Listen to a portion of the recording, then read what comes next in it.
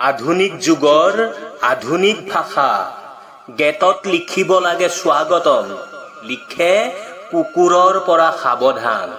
জিভাত এডালো হাৰ্ডি নাথাকে, তথাপিও ইয়াৰ মানুহৰ সকলো হাৰ্ডি ভাঙিব পৰা শক্তি আছে। সেয়েহে কথা কওঁতে সদায় ভাবি চিন্তি ক'ব। এই যে মন্দিৰ, মছজিদ, গুৰুদ্বাৰ সঁচাই আচৰিত। ইয়াত দুখীয়াই বাহিৰত আৰু ধনীসকলে ভিতৰত ভিক্ষা খোজে। খঙত চিঞৰিবলৈ শক্তি নালাগে, কিন্তু খঙত মনে মনে থাকিবলৈ বহুত শক্তি লাগে। কলা মেকুৰীক মানুহে ভয় কৰে, কিন্তু কলা কৰ্ম কৰিবলৈ ভয় নকৰে। ধৰক আপুনি এটা মন্দিৰত ভগৱানক দৰ্শন কৰিবলৈ লাইনত শাৰী পাতি ৰৈ আছে। ঠিক সেইখিনি সময়তে যদি এজন ধনী ব্যক্তি আহে, তেন্তে আপুনি দেখিব মন্দিৰৰ পূজাৰীয়েও তেখেতক ৰৈ থকা বাকী মানুহতকৈ আগত পূজা কৰিবলৈ সুবিধা দিব। এয়াই বাস্তৱ। আচলতে ভগৱানে সেইটো বিচাৰেনে? এতিয়া ভাবক, মানুহ দেখোন ভগৱানতকৈও ওপৰত।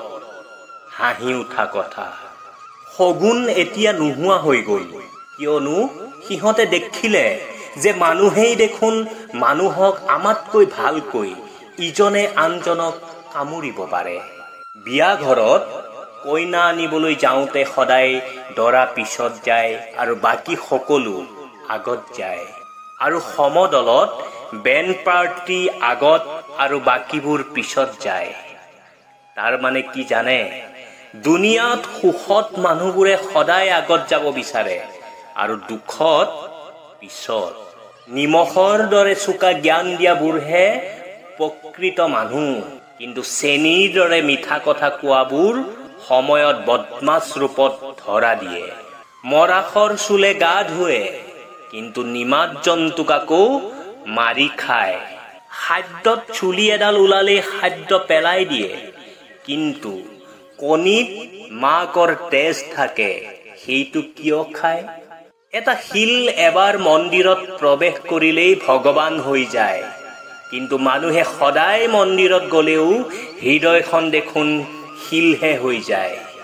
স্বৰ্গত সকলো থাকে, কিন্তু মৃত্যু নাথাকে। গন্ধত সকলো থাকে, কিন্তু মিছা নাথাকে। সংসাৰত সকলো আছে, কিন্তু শান্তি নাই।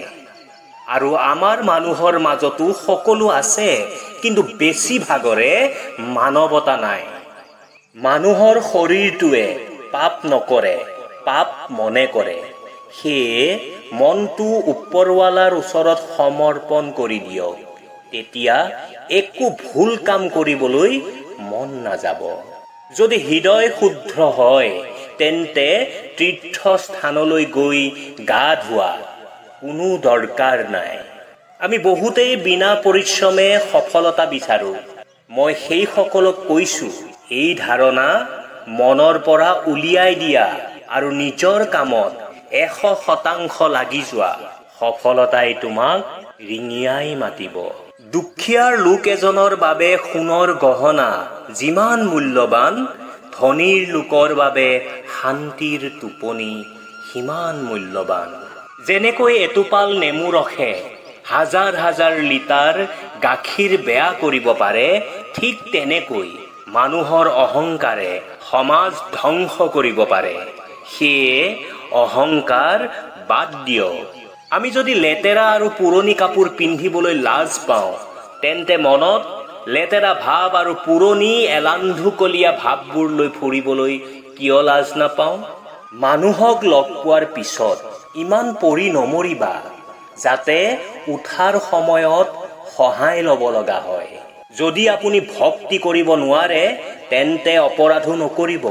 সফলতা কেনেকৈ পোৱা যায় সেইটো সকলোৱে জানে, কিন্তু সফলতা পাবলৈ নিজকে যিটো পৰিৱৰ্তন কৰিব লাগে, সেইটো কোনেও কৰিব নিবিচাৰে।